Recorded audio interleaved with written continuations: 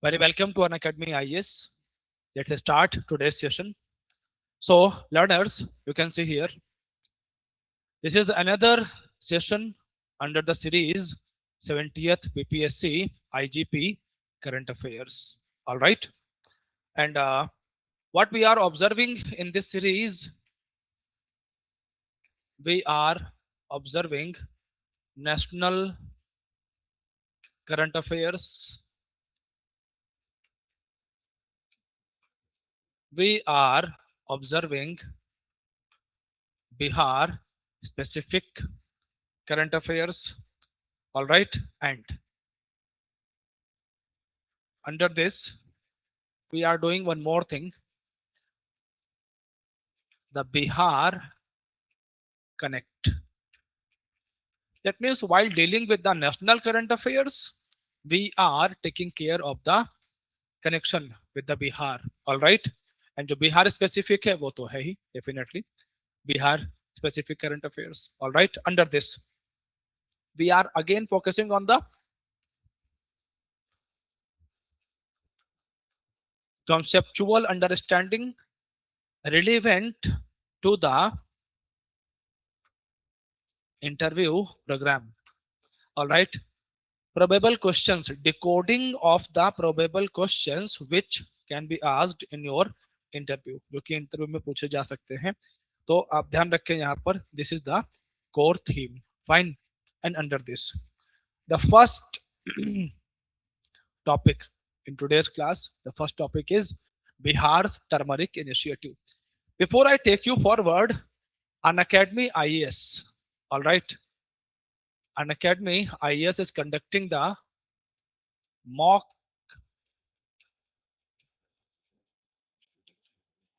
interviews for the 70th BPSC aspirant, those who have cleared the mains exam. All right. You can join us at the JB Mall, Patna. All right. You can connect with us. Comment section mein you can figure out the links. You can click the links. All right. You can register. Registration is fully free. Fine. So, see here, Bihar's turmeric initiatives. Yes, this news surfaced. What happened here? Actually, one announcement came. Announcement is about the Bihar's first official turmeric cluster is being established in Sakra block. कहाँ पर आ रहा है?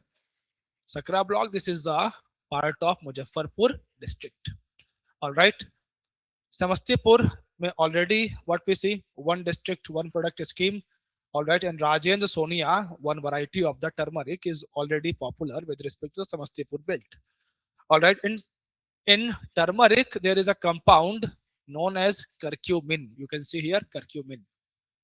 All right, high curcumin turmeric production.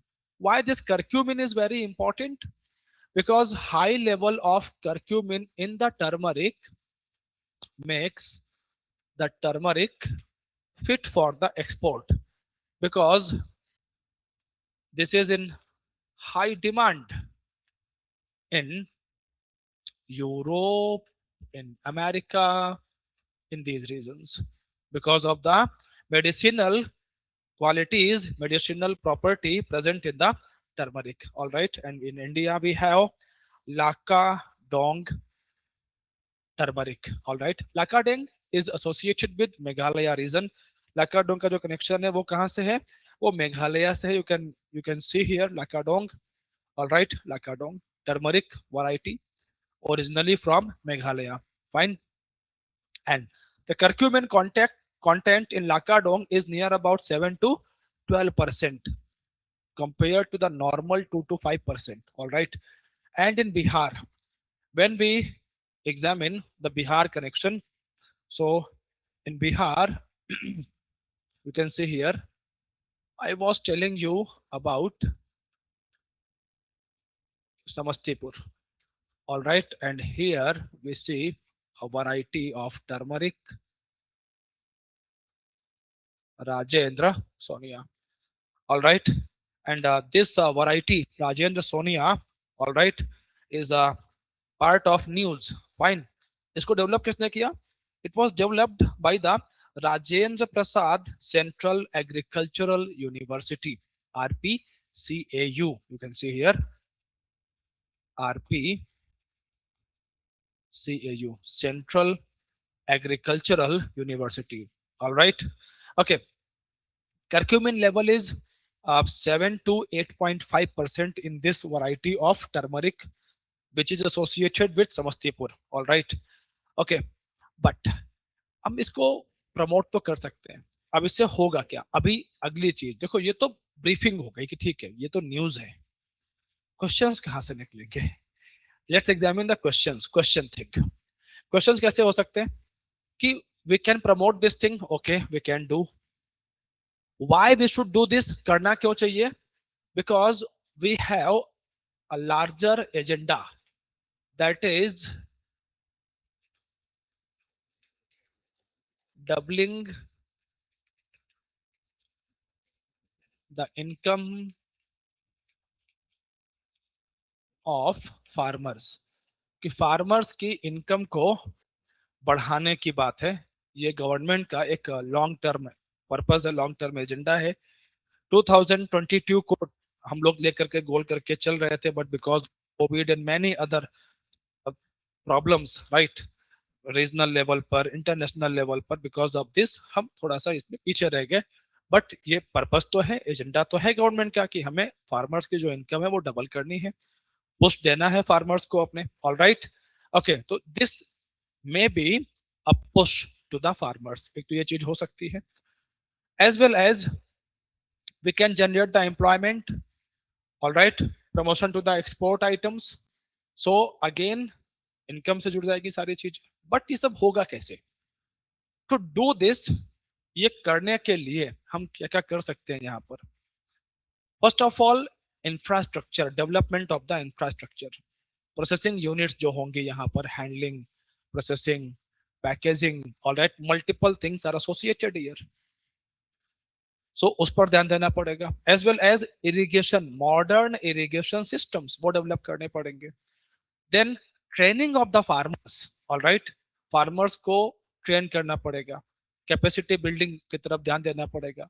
Man power बेहतर होना चाहिए. Marketing ठीक से हो. ब्रांडिंग सपोर्ट वो करना पड़ेगा. So these are the things we need to take care of. And under this the government is pushing for the, state government is pushing for the GI tag. कि बिहार में जो turmeric जो हम grow कर रहे हैं, इसको अगर जीआई टैग मिल जाए तो फिर आप एक हद तक हमारा जो काम है, खास तौर पे मार्केटिंग एंड ब्रांडिंग का, that will become a bit easier and farmers will get the recognition as well. Farmers को भी रिकॉग्निशन यहाँ पर मिलेगा. All right. Okay, so these are the needs associated with the infrastructure and facility building. Then further, जो turmeric है उसका use कहाँ कहाँ पर हो रहा है? As I already highlighted, medicinal properties हैं टर्मरिक के अंदर में. So use in the pharmaceutical industry and specially after the COVID we all have heard about the turmeric latte. Milk, दूध के अंदर में हमारे घरों में आप देखें तो पहले से ही ये सब चीजें चलती थी कि चोट लग गई है, कुछ सर्दी जुकाम हो गया, हल्के से हल्दी मिला के पिला दो. All right. But during the covid this idea got the popularity beyond the India, even in Europe, even in America. All right, even कुछ एक कंट्रीज में तो नॉर्मल इन्फेक्शंस के मामलों में एंटीबायोटिक्स को रिप्लेस किया जा रहा है टर्मरिक टैबलेट से, एंड टर्मरिक टैबलेट्स यूज करी जा रही है. All right. So pharmaceutical industry के अंदर में तो काफी एक अपॉर्चुनिटी है टर्मरिक के लिए. इसके अलावा अगर हम यहाँ पर देखते हैं फार्मर्स की इनकम की बात है तो वो भी इंक्रीज हो सकती है यहाँ से. एंड अच्छे प्राइसेस अगर मिलेंगे फार्मर्स को तो और अच्छा रहेगा यहाँ पर. एंड यहाँ पर जो बिहार के अंदर में टर्मरिक का प्रोडक्शन है, अगर वो हाई क्वालिटी टर्मरिक रहती है तो इससे एग्रीकल्चरल सप्लाई चेन को बेहतर बना करके we can get many benefits. कुछ और भी अच्छे बेनिफिट्स यहाँ पर लिए जा सकते हैं. All right. फर्दर आप यहाँ पर देखो, आप जीआई टैग की बात मैंने पहले बता दी आप लोगों को. All right. जीआई स्टेटस से बेनिफिट्स क्या होंगे?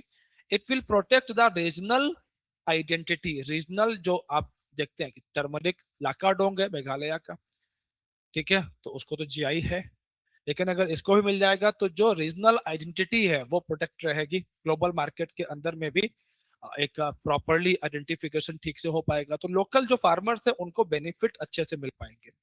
All right, as well as here I talked about one project, one scheme of central government, and that is the ODOP. हमने ODOP की बात यहाँ पर करी। So what is ODOP? ODOP क्या है? What is this?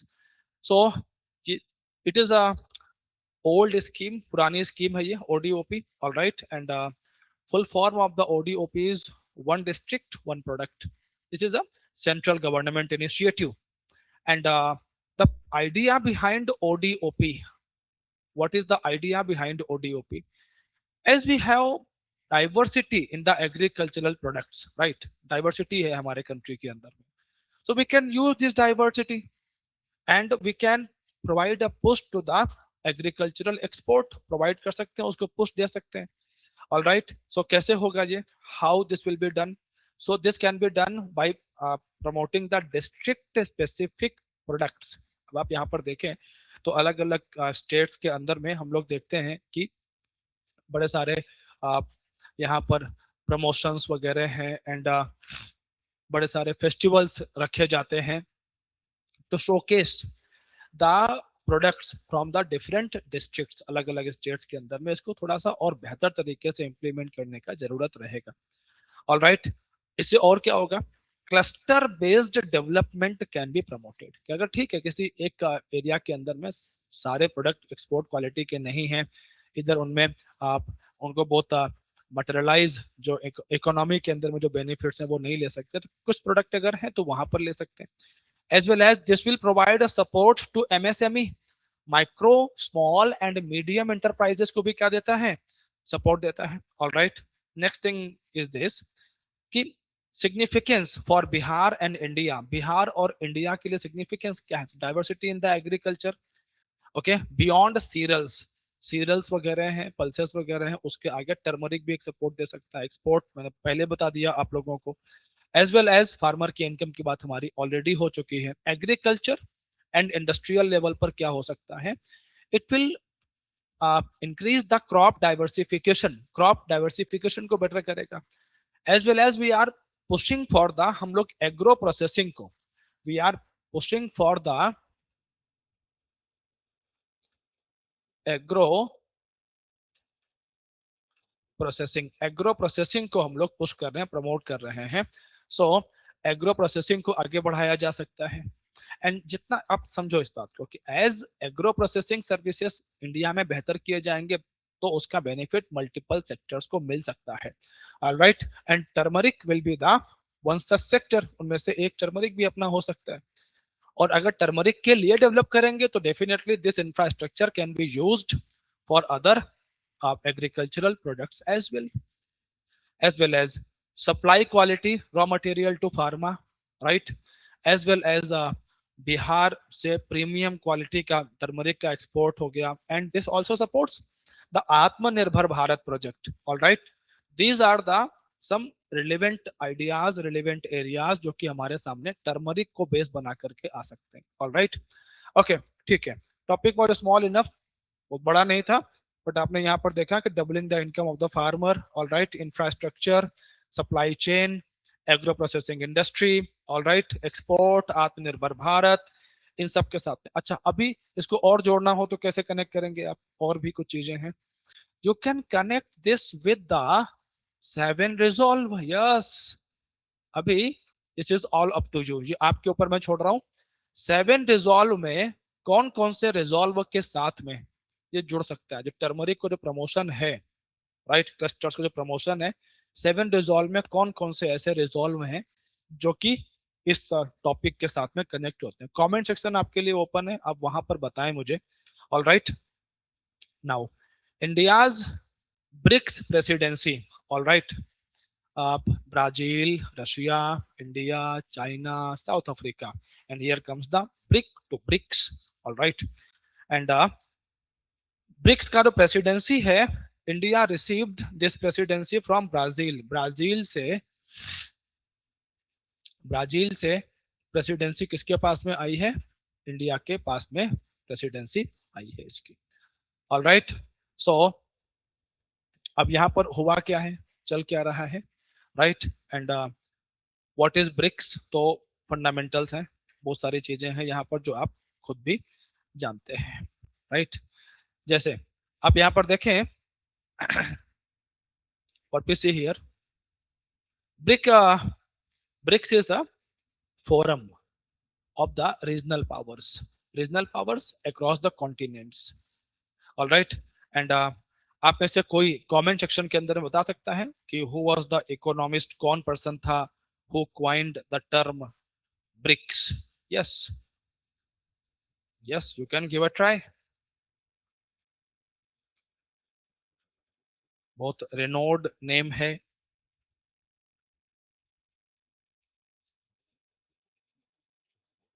Any idea? Yes, correct, right, okay, Jim O'Neill. Fine, जिन लोगों ने जिम ओ नील बोल रहे हैं, ठीक है, they are correct, they are right.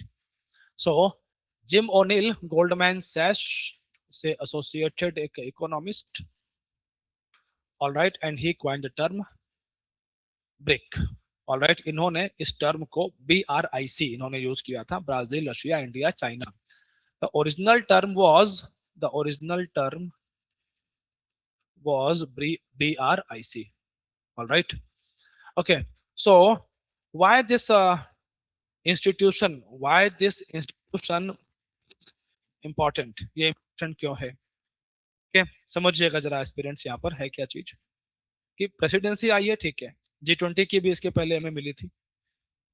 Actually brick का प्रेसिडेंसी इंडिया के पास आने का मतलब ये हुआ कि India can shape the global agenda, India can impact the global agenda, hedging out जिसे हम लोग कहते हैं कि प्रॉब्लम आया, प्रॉब्लम आने के बाद में रिफॉर्म करना, उससे आगे बढ़ करके we can set the agenda, alright. And अगर आप यहाँ पर देखें the economy of the BRIC nations, alright, as well as population of the BRIC nations, so the starting है ब्रिक का वो BRIC, Brazil, Russia, India, China से होता है। एंड 2009 में first BRIC leaders summit at Yekaterinburg, Russia में होती है ये। 2011 में साउथ अफ्रीका ज्वाइन करता है। पोस्ट 2023 एक्सपेंशन करना शुरू करते हैं इसका। What happened here, you can see the GDP of China almost 18 trillion dollar का, ऑलमोस्ट 18 ट्रिलियन डॉलर का इकोनॉमी GDP रशिया का, sorry China. Russia 2.24, India Russia से आगे है, ज्यादा ही है, ये आंकड़े थोड़े से पुराने हैं। देन ब्राजील अगर आप देखें तो नंबर 1 चाइना, नंबर 2 इंडिया, और then Egypt, South Africa, Iran, UAE, Saudi Arab, ये सब भी कंट्रीज यहाँ पर हैं। And you can see here now new countries, you can see here these are the new countries: Iran, UAE, Saudi Arabia, Ethiopia, Egypt। recently Modi ji visited Ethiopia को visit किया है। And existing countries की बात करते हैं तो ये you can see here India, all right, then Russia, China, Brazil and South Africa. Argentina को भी इनविटेशन दिया था बट वहां से बात बनी नहीं, उन्होंने मना किया इसको, ठीक है, okay. Okay, so if you see here production of the oil, alright, तो अभी Iran, UAE, Saudi Arabia, Egypt, इन सब के ज्वाइन करने, और रशिया तो ऑलरेडी है यहाँ पर, ऑलराइट। सो ऑयल प्रोडक्शन की अगर हम बात करते हैं तो एक बहुत बड़ा जो शेयर है ऑयल प्रोडक्शन का वो ब्रिक नेशंस के साथ में आके जुड़ता है। पॉपुलेशन की बात करते हैं then China and India, alright, इन दोनों के पास दुनिया की पॉपुलेशन का एक बहुत बड़ा हिस्सा तो दोनों के पास में है। फाइन, सो ब्रिक नेशंस को जब बनाया गया तो आइडिया ये था कि this will be a group of the emerging economies and developing countries, that is EMDC का एक ग्रुप बनेगा। This will prove a group of the, you can see here, EMDC will prove a group of the EMDCs, all right। And purpose क्या था इसका? Purpose रखा गया था enhancing political coordination, economic cooperation, and especially South-South collaboration. South-South collaboration. What is this South-South collaboration? All right, aspirants, whenever we talk about South-South collaboration, all right, so it means what?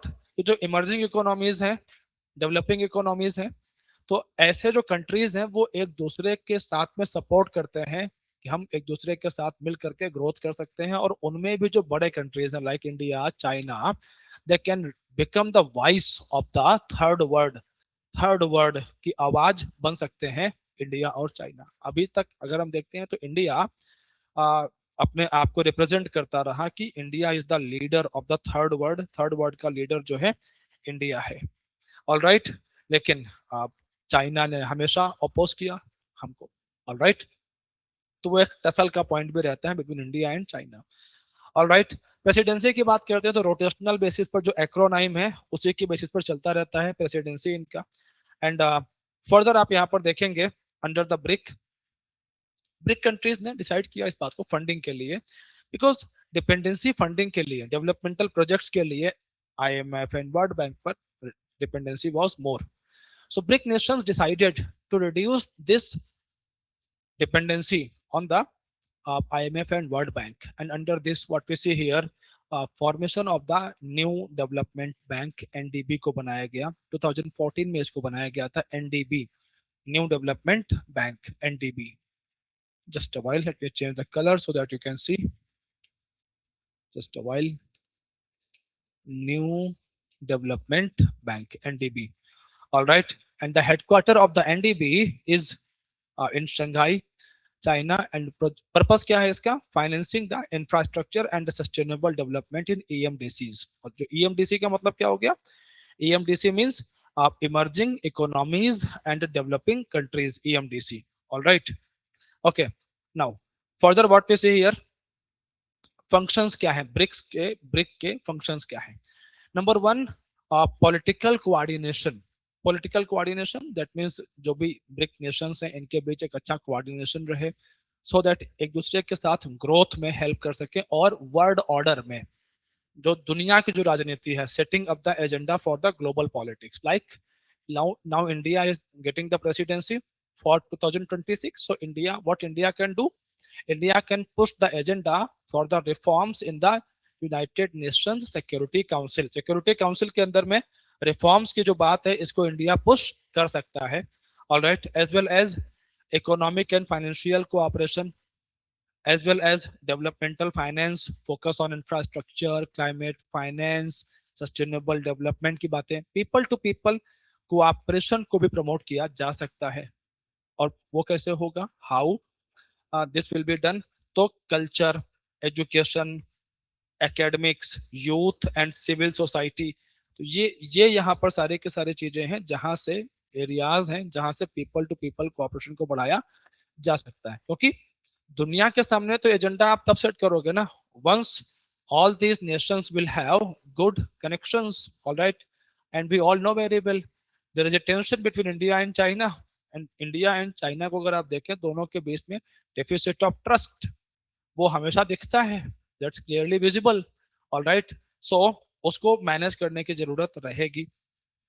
Further, bridge for the global south, तो global south की जो एक आवाज है collective platform के तौर पर BRICS definitely work यहाँ पर कर सकता है। All right, so these are the things which are associated with the BRICS, जो कि ब्रिक्स के साथ में यहाँ पर जुड़े हुए रहेंगे। All right guys, after this taking you forward, थोड़ा और आगे ले चलते हैं आपको। Okay, hold on. Yes, the next topic is nuclear power plant in Bihar. Okay, you can see here this is proposed. All right, बना नहीं है दोस्त, proposed है। All right, और इसके क्या पर्पज हैं, क्या मायने हैं इसके? All right, और ये कैसे इम्प्लीमेंट होगा? What is the technology behind? Because it's a big news, एक बड़ी न्यूज है। ऑल राइट, अनाउंसमेंट पहले हुआ था लेकिन कुछ कुछ डेवलपमेंट्स होते हैं, डेवलपमेंट हुए तो फिर वो न्यूज सरफेस करती है, तो पास्ट कनेक्टिविटी फिर दिखानी पड़ती है आपको। तो what is the idea? Idea is this कि Nawada is a place in Bihar, alright. तो नवादा के अंदर में राजौली इज अ प्लेस, और वहां पर ये प्लान है कि बिहार के अंदर में नियर अबाउट 2000 मेगावाट, आप यहाँ देखेंगे नियर अबाउट बिहार के अंदर में, इन बिहार 2000 मेगावाट का ये न्यूक्लियर पावर प्लांट सेटअप करने की बात यहाँ पर कही जा रही है। इस बात को यहाँ पे आगे बढ़ाया जा रहा है। All right, now what we see here, the proposal aligns with India's nuclear energy mission, जो न्यूक्लियर एनर्जी मिशन है इंडिया का, and long term target of the clean energy, energy security, clean energy transition, self reliance. As we know very well कि thermal energy, coal based energy, all right, thermal energy, all right, thermal energy constitutes near about 72%। जो हमारे पास जो energy का जो production है उसमें अभी भी सच अ बिग नंबर, ये बहुत बड़ा नंबर है एस्पिरेंट्स, नियर अबाउट 72% के आसपास में अभी भी जो एनर्जी हम प्रोड्यूस करते हैं, इलेक्ट्रिसिटी जो प्रोड्यूस करते हैं, that is coming from the thermal. Thermal that is coal वगैरह को बर्न करके निकाला जा रहा है। इसका मतलब है the solar energy, wind energy, hydro energy, nuclear energy, उसका रोल जो है, जो उसका पार्टिसिपेशन है, that is still very less, अभी भी बहुत कम है ये। All right, and we have the long term agenda 2070 net zero emission is our goal, कि हमें यहाँ तक पहुंचना है 2000 up to 2070 we want to reach here, यहाँ जाना चाहते हैं। ऑल राइट गाइज, सो कैसे पहुंचेंगे फिर यहाँ तक, हाउ? ऐसे में what we see, government is pushing for the smaller, all right, small modular reactors, which are known as the SMR, small, you can see here, small modular reactors, all right। So what is the peculiarity, खास बात क्या है SMR की? और बिहार में जो बात हो रही है नवादा के लिए, that is also associated with the SMR, ये भी SMR से ही connected है, all right। Okay, and this will be developed by, who will develop this, which institution will develop this? So this will be developed by Nuclear Power Corporation of India, that is NPCIL. This will be developed by, you can see here, NPCIL will develop this with NTPC, NPCIL and NTPC, that is National Thermal Power Corporation and Nuclear Power Corporation of India Limited, दोनों इसको जो है develop करेंगे। This will be the joint venture of this two, all right. Okay, then what are the features of the SMR? SMR के features क्या हैं? Listen guys, when we talk about the SMR, तो इनका जो रेंज रहता है, all right, तो near about up to 300 megawatt तक का एनर्जी प्रोड्यूस कर सकते हैं। तो हमें यहाँ पर अगर 2000 के लिए जाना है तो मिनिमम 6 to 7 के आसपास हमें एसएमआर लगाने पड़ेंगे यहाँ पर, तब जाकर के 2000 मेगावाट तक हम पहुंचेंगे। All right, okay, as well as modular होते हैं, तो ये can be manufactured in a factory, किसी जगह पर अलग से बना करके फिर ट्रांसपोर्ट करके एंड फिर इनको असेंबल करके तैयार किया जा सकता है। तो it's easy for the deployment and potentially reducing construction cost, construction cost भी यहाँ से कम होता है थोड़ा सा। एज वेल एज जो रिएक्टर्स हैं, ऑलराइट, न्यूक्लियर फिशन किसको यूज करते हैं, किस प्रोसेस पर वर्क करते हैं, ऑलराइट, सो वर्क करते हैं किस पर, फिशन। फिशन का मीनिंग क्या है? Fission and fusion, what is the difference between fission and fusion? So fission means breaking a complex atom into the smaller parts, छोटे छोटे पार्ट्स में ब्रेक करना किसी कॉम्प्लेक्स एटम को, that process is known as the fission process, all right. तो fission process के ऊपर हम वर्क करेंगे, which is the normal principle we use in the nuclear reactors हैं, इवन एटम बॉम्ब्स वगैरह भी हैं, उसमें भी इसी प्रोसेस को हम यूज करते हैं, ऑलराइट। कूलेंट वगैरह की बात करते हैं, सो फ्यूल रॉड्स की हेल्प से जो टेम्परेचर है, टेम्परेचर को कनेक्ट कंट्रोल यहाँ पे किया जा सकता है। steam generators का use है. All right. Okay. So these are the various functions we see here. And now आप SMR जो है वो भी कई तरह के होते हैं. जो यहाँ पर है स्मॉल मॉड्यूलर रिएक्टर्स हैं, इनकी भी वैरायटीज हैं. Like we have light water reactor. You can see here light water reactor. Then we have high temperature gas cooled. Then molten salt reactor. Then we have fast neutron reactors. All right. Depending on the various mechanism, अलग अलग जो mechanism यहाँ पर use की जाती हैं उनके basis पर we can categorize SMRs into 4 categories, and you must have the understanding of the fission and fusion as well. बहुत टेक्निकलिटीज नहीं पूछी जाती हैं आपसे, लेकिन फंडामेंटल्स यू शुड नो, वो पता होने चाहिए. कूलेंट क्या होते हैं, कूलेंट का पर्पस क्या होता है? तो कूलेंट क्या होता है? टेम्परेचर को काम डाउन, टेम्परेचर को मेंटेन करने के लिए कूलेंट यूज किए जाते हैं. All right. Okay. So that जो न्यूक्लियर, अब कूलेंट करता क्या है? तो जो रिएक्शन चल रहा है, the chain reaction which is going on, right, उस चेन रिएक्शन को कंट्रोल करता है, उसको, उसकी स्पीड को कम करता है. Right. Okay. Now further what we see here, benefits क्या होंगे? What are the probable benefits associated here? Benefits क्या है यहाँ पर? So you can see here the benefits. Energy security. All right. Economic development. Energy security कैसे? As Bihar is eyeing for the development of the industries, industries develop कैसे होंगी? For the development of the industries, energy is the first need. Energy safety, energy security is the first need. Uninterrupted power supply is the first need.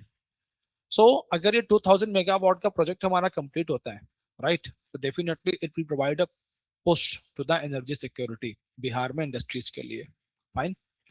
As well as economic development. अब इससे और क्या होगा? बिहार, बिहार में अगर energy supply will be better, all right, so जो other state से energy import करनी पड़ती है, जिसके लिए पेमेंट करनी पड़ती है, दैट विल बी रिड्यूस्ड, वो कम हो जाएगा. As we all know very well, in the Lakhisarai area government ने स्टार्ट किया है solar power plant, battery based, जो कि इंडिया का लार्जेस्ट है.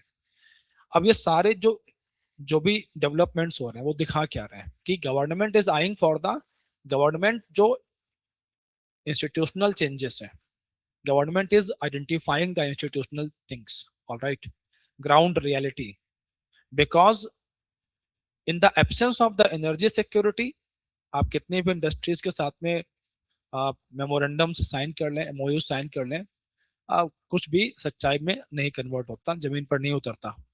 But once you have energy security, proper connectivity, law and order is good, all right, then definitely industries आएंगे ही आएंगे, because we have skilled people in Bihar. Skill development के ऊपर में और भी वर्क किए जा रहे हैं, government is pushing. We have good population. आप अगर बिहार में देखें तो Bihar is densely populated, right. Okay. Population density is so high in Bihar. तो ऐसे में सप्लाई ऑफ द लेबर वो तो सफिशियंट है. तो अगर हम इन चीजों पर वर्क कर लेते हैं, energy supply, law and order, infrastructure development पर वर्क कर लेते हैं, तो थिंग्स कैन बी बेटर, चीजें और बेहतर हो सकती हैं, अच्छी हो सकती हैं. Fine. So energy security, economic development. Then environmental benefits as well. Thermal power पर डिपेंडेंसी रिड्यूस करने से सीधा बेनिफिट हो जाएगा. This will be a kind of promotion, a promotion to the clean energy, low carbon energy, and reduces carbon emission compared to the coal based power. All right. And strategic significance इसका और भी है कि Bihar will become the self reliant in the energy. Energy के जो क्षेत्र में बिहार क्या बन सकता है? सेल्फ रिलायंट बन सकता है. All right. Then we have nuclear energy mission. Nuclear energy mission जो मैंने शुरुआत में बताया था आप लोगों को, उसका पर्पस, गवर्नमेंट ऑफ इंडिया का पर्पस है कि एसएमआर के थ्रू हम देश के अंदर में research, development, deployment of the ASMR इसको आगे बढ़ाएं. All right. सो अब यहाँ पर एजेंडा ये है, पर्पस ये है, you can see here, purpose is this: commission at least 5 indigenous developed SMRs by 2033. Long-term goal of 100 gigawatt by 2047, and supports India's commitment to net zero emission by 2070. Budget allotment 20,000 CR। All right, legal policy reform क्या करने पड़ेंगे? Atomic energy act 1962, civil liability for nuclear damage act, इनमें हमें कुछ changes करने पड़ेंगे so that इसको आगे बढ़ाया जा सके। ऑलराइट, एंड इससे होगा क्या? The participation of the private sector का जो पार्टिसिपेशन है, enable private sector participation in construction and operation of nuclear power plant. अगर ये चेंजेस करेंगे तब ये चीजें इंप्लीमेंट होंगी। सो प्राइवेट प्लेयर्स भी यहाँ पर एंट्री ले सकते हैं। All right, okay, these are certain things here we examine. Now SMR मैंने पहले बता दिया आप लोगों को, एसएमआर जो है आप की 300 मेगावाट तक की कैपेसिटी होती है। एंड जो कन्वेंशनल रिएक्टर्स होते हैं, these are the heavy water based, PHWR। जो कन्वेंशनल रिएक्टर्स हैं PHWR होते हैं, heavy water reactors. All right, okay, and ये जो PHWR हैं, pressurised heavy water based reactors, यहाँ से 500 मेगावाट तक का एनर्जी प्रोड्यूस हो सकता है, बट अपना जो एसएमआर है उसमें 300 मेगावाट तक का रहता है। बेनिफिट्स ये रहते हैं, मैंने पहले बताया था आपको, साइज छोटा रहता है, कॉस्ट इफेक्टिव रहते हैं, स्केलेबल रहते हैं, फैक्ट्री बिल्ट कंपोनेंट्स को जो है कंस्ट्रक्शन फैक्ट्री बिल्ट कंपोनेंट्स है तो अलग से बनाना, फिर उसको डिप्लॉय करना, तो वो प्रॉब्लम रिड्यूस हो जाती है, कम हो जाती है। फ्लेक्सिबल ऑपरेशंस हैं, suitable for the remote and industrial locations as well, enhanced safety features due to the simpler design. Because whenever we talk about the nuclear reactors, all right, so here comes a matter of concern, that is safety. And we know very well Chernobyl crisis, Fukushima crisis, all right, Fukushima Japan में हुआ था, earthquake की वजह से हुआ।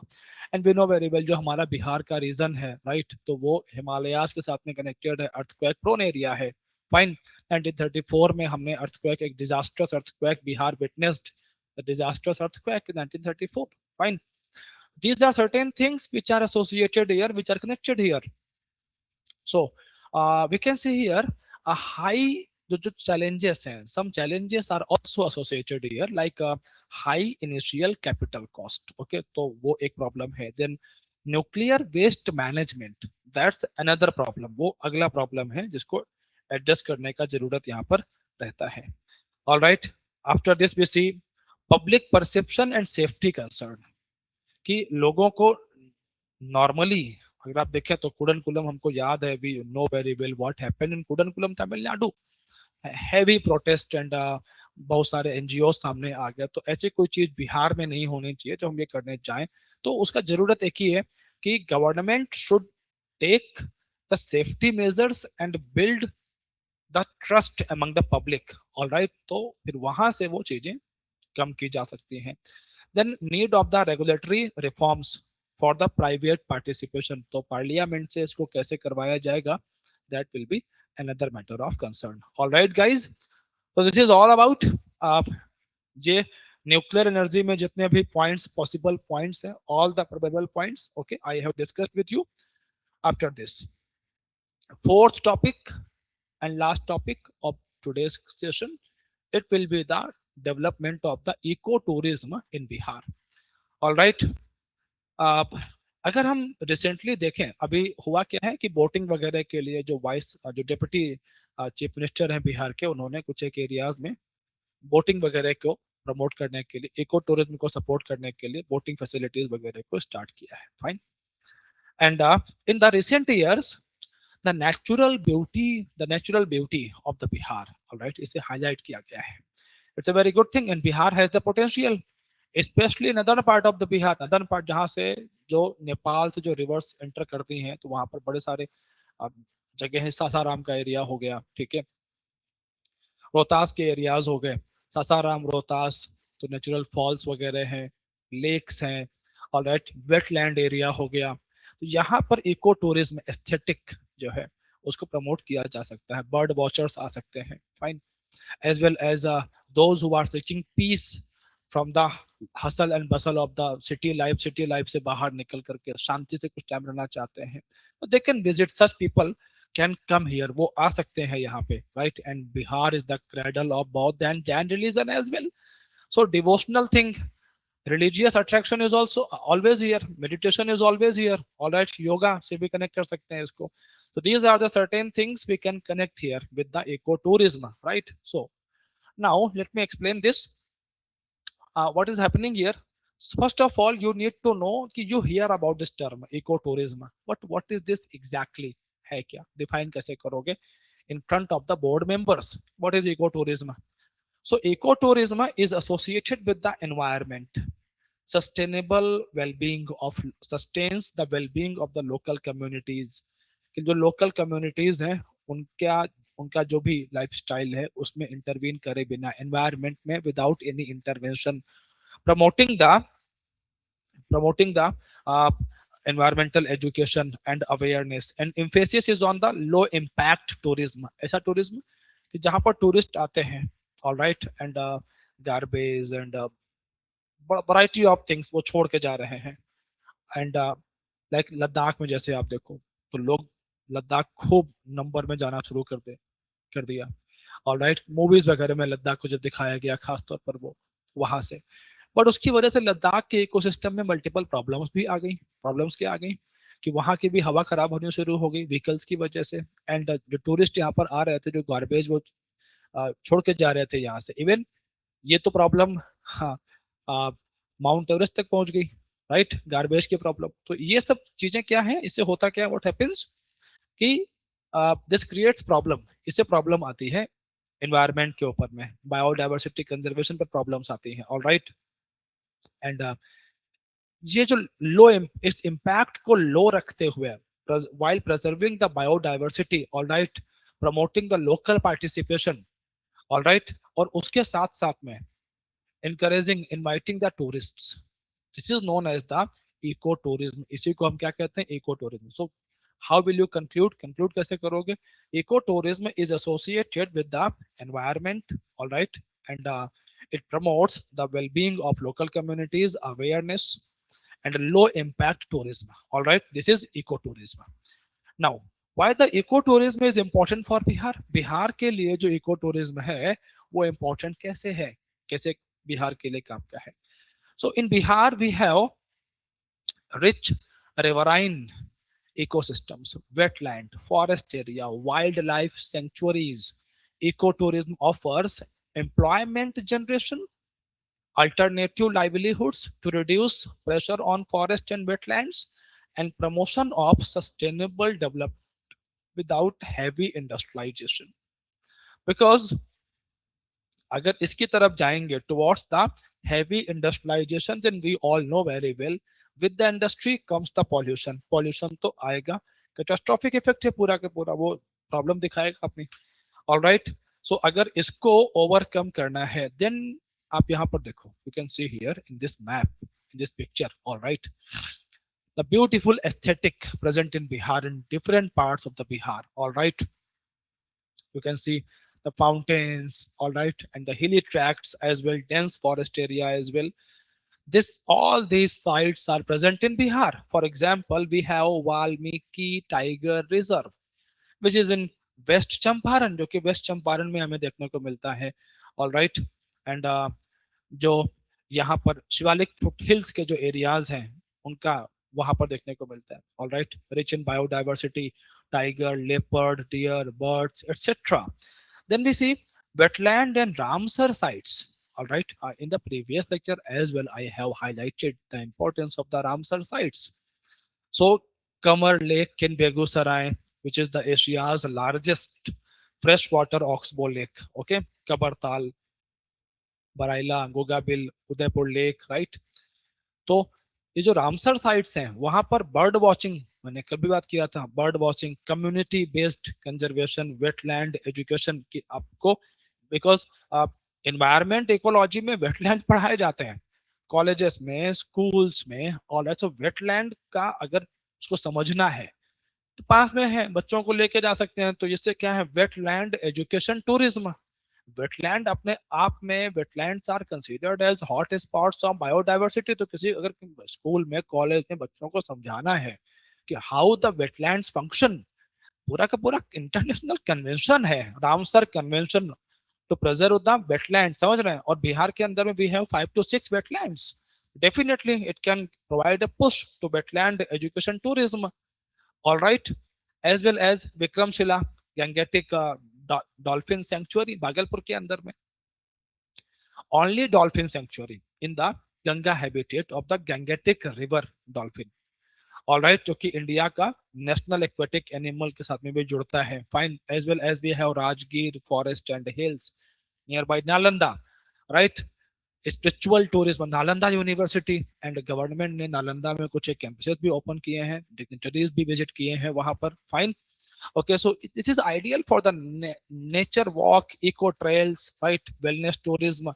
Kamur wildlife sanctuary, rich deciduous forest habitat for the leopards, sloth bears, birds. तो ये सारे के सारे एरियाज हैं बिहार के अंदर में जो कि बेटर एक रोल प्ले कर सकते हैं.